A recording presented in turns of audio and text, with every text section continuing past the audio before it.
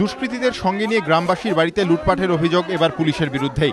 ঘটনাস্থল উত্তর দিনাজপুরের ইটাহারের বাড়িওলঘাট গ্রামের বাসিন্দা ফরিকুল হকের অভিযোগ, সোমবার রাতে তার বাড়িতে চড়া হয় চূড়ামন ফাঁড়ির 3 পুলিশকর্মী, সঙ্গে 3 জন দুষ্কৃতীও ছিল বলে অভিযোগ।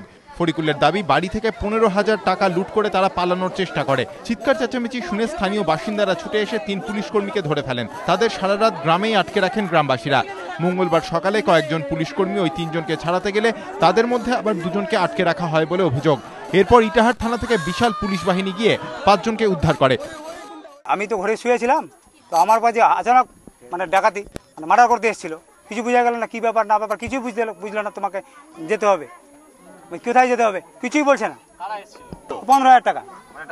হ্যাঁ, ডাকাতি এমনি ধরে নিয়ে একদম যা ছিল সব নিয়ে নিয়েছে। ওই যে পুলিশ, ওই যে নকল পুলিশ না আসল পুলিশ, আমি তো চিনতেই পারলাম না সে কি পুলিশ নাকি। হঠাৎ ফরিকুলের বাড়িতে চলে আসছিল ডাকাত আর পুলিশ মিলে। তারপর ও চিৎকার করে ভেঙে চলে গেল। আমাদেরকে বললো কি আমাদের একটু দূরে বাড়ি, মোটামুটি 1/2 কিলোমিটার। ওখানে গিয়ে চিৎকার করলো যে আমার বাড়িতে ডাকাত ডাকাত ডাকাত। এই ডাকাতের ভয়ে আমরা সবাই আসলাম, দেখছি এখানে পুলিশ আর কিছু ডাকাত। তো দেখি ডাকাতরা ভেঙে গেল, পুলিশ ধরা পড়ে গেল। পুলিশকে আটকে রাখলাম, ওকে বললাম যে আপনারা কোথাকার পুলিশ? যে ইটাহার থানার পুলিশ।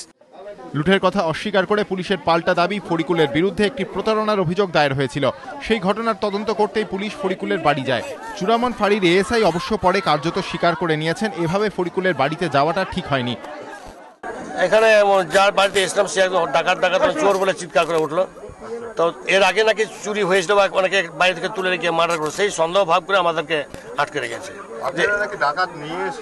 না, আমরা ডাকাত নিয়ে আসিনি। আমরা যে এফআইআর নেম একটা টাকা পয়সা লেনদেনের ব্যাপার ছিল, ওই ব্যাপারে আমরা রেড করতেছিলাম। পুলিশের অভিযোগ, সারা রাত গ্রামে আটকে রেখে তাদের মারধরও করা হয়েছে। এই ঘটনার তদন্ত শুরু হয়েছে। সুদীপ চক্রবর্তী, এবিপি আনন্দ, উত্তর দিনাজপুর।